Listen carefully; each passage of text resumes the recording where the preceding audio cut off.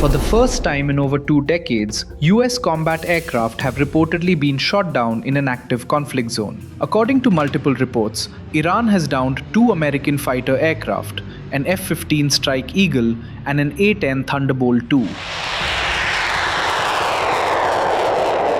These are not just any planes.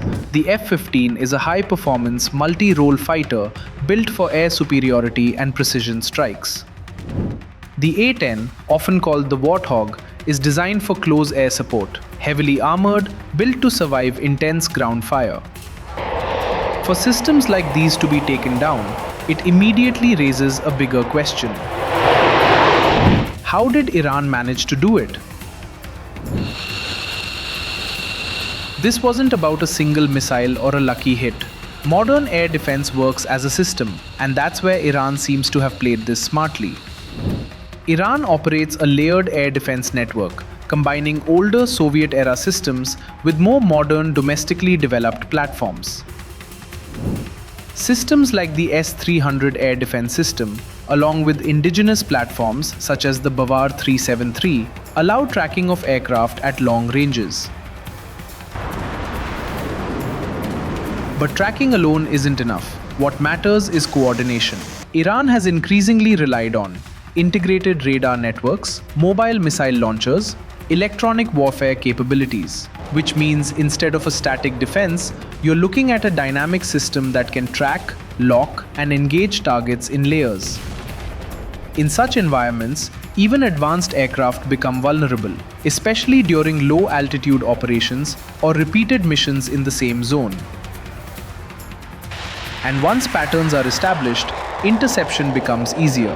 What makes this more significant is not just the technical success, but the timing. Iran has been under sustained pressure. Strikes, sanctions, and continuous military engagement involving both the United States and Israel have targeted its infrastructure over the past weeks. On paper, that should weaken a system. But this incident suggests something else. That even under pressure, Iran retains the ability to absorb damage, reorganize, and respond with targeted impact. This is what military analysts often describe as asymmetric resilience. Iran may not match the US in conventional strength, but it doesn't need to, because its strategy isn't to win quickly, it's to extend the conflict, to create a situation where even limited, repeated losses begin to add up.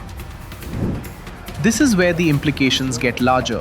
If incidents like this continue, even at a low frequency, they begin to shift the equation, not dramatically in one moment, but gradually over time.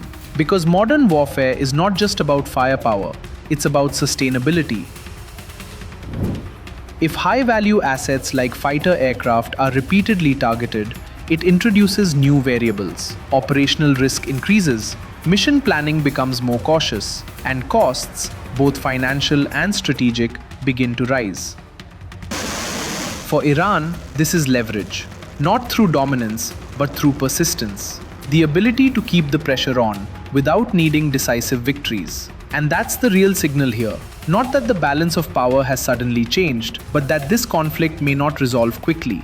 Because as long as Iran can continue to respond like this, it turns the situation into a longer, slower contest. One where the question is no longer just who is stronger, but who can endure longer.